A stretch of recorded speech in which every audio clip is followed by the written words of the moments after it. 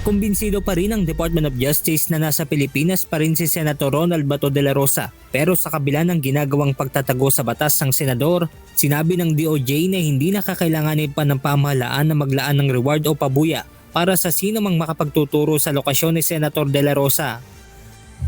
Wala pong ganong konsiderasyon na tinitingnan kasi naniniwala po kami meron pong mga pumapasok na iba't ibang impormasyon sa ating law enforcement agent na tumutulong po. Samantala, magpapadala naman ng formal letter ang Department of Justice para sa legal counsel ni Senator Bato na si Atty. Jimmy Bondoc.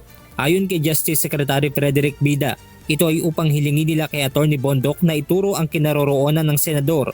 Dagdag pa ng kalihim, hindi solusyon ang lawyer's client privilege para hindi ilahad ang lokasyon ni Senator Bato. We will see liability.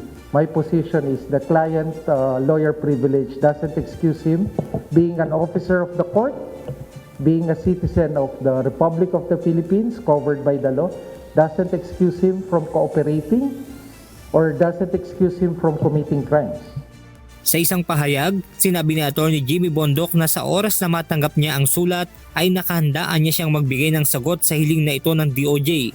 Ngunit iginigit nila pati ni Atty. Israeli Totorion na hindi nila alam ang anumang lokasyon ng kinaroroonan ni Senator Bato de la Rosa.